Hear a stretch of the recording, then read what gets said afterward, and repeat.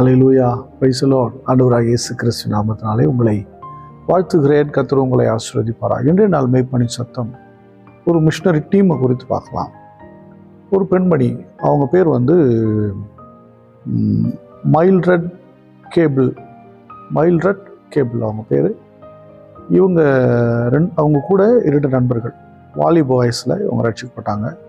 இளம் வாலிப வயசில் இந்த பெண்மணி. அவங்க கூட பார்த்தீங்கன்னா ஈவா ஃப்ரெஞ்ச், ஃப்ரான்சிஸ்கா ஃப்ரெஞ்ச் அப்படிங்கிற 2 பேர்.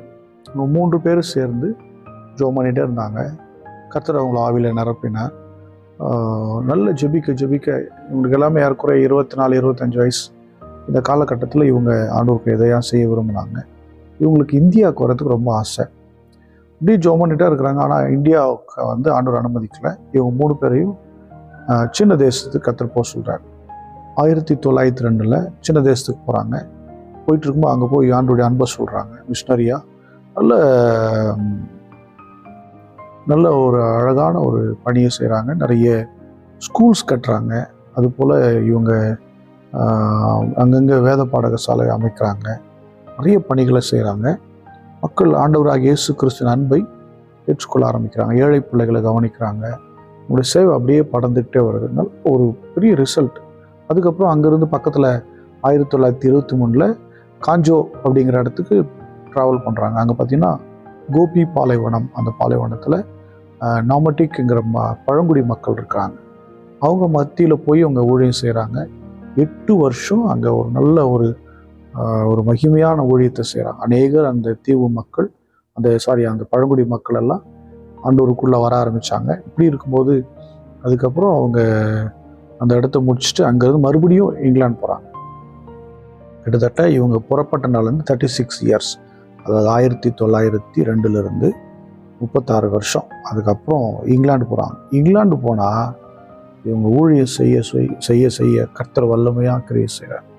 அநேக இங்கிலாந்தின் எழுப்புதலுக்கு இந்த மைல்ட்ரட் கேபிள் என்கிற இந்த சகோதரியும் அவங்க கூட இருக்கிற ஈவா ஃப்ரெஞ்சும் ஃப்ரான்சிஸ்கா அப்படிங்கிற ஃப்ரெஞ்ச் என்கிற இவர்களும் 3 பேரும் சேர்ந்து வல்லமையான எழுப்புதல் ஊழியத்தை செஞ்சாங்க.